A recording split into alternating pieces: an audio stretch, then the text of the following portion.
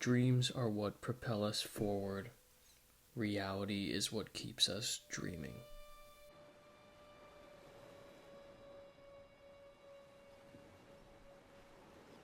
Dreams propel us through doubt, suffering, pain, depression, negativity, negative energy. And they also propel us through the positives: joy, happiness, delightfulness, effervescence. And reality is what keeps us dreaming, because all of those are part of reality.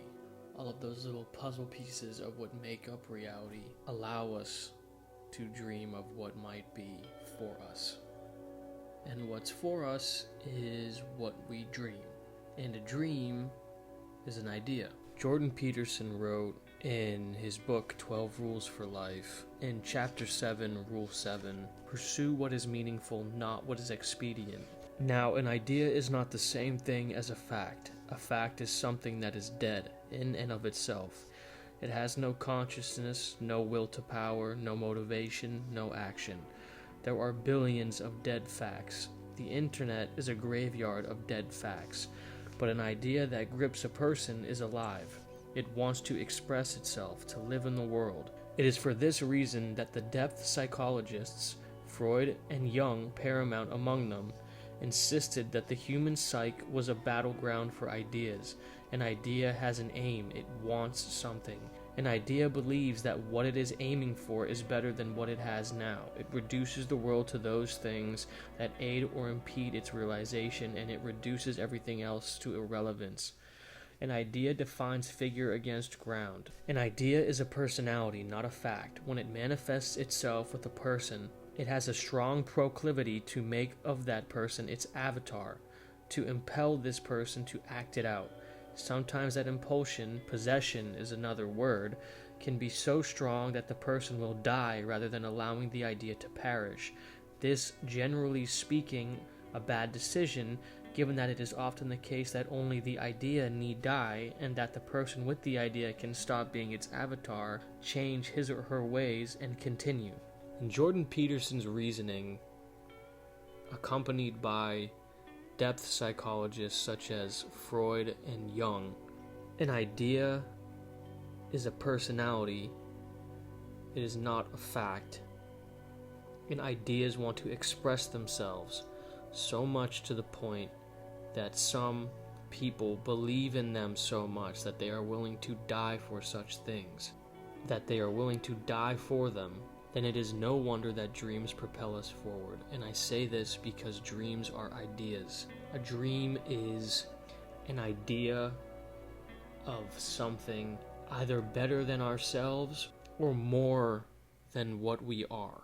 Something more true to what we are.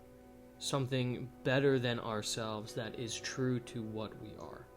And I'm not necessarily talking about nightmares and sweet dreams. The dream I'm talking about is what keeps you going. It's something you can see while awake and asleep. It's a sense of direction. The dream I am talking about is a compass. An idea is a life form. The reason people are willing to die for an idea is because they have truly found who they are. If you are willing to die for something, you have to believe in it so much that you are no longer this idea's avatar. You are no longer this dream's avatar. You just simply are. Why go on living if you're not going to be? Because if you're willing to die for an idea, it has to be you. There's this quote I always think of. I can't remember where I heard it from, but greatness is the willingness to die.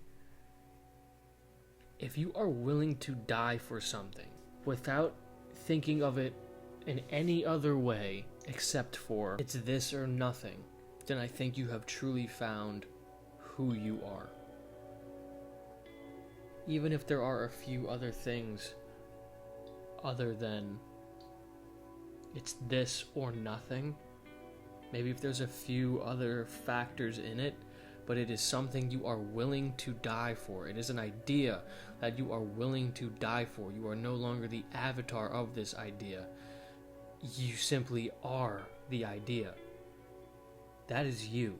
You have found yourself.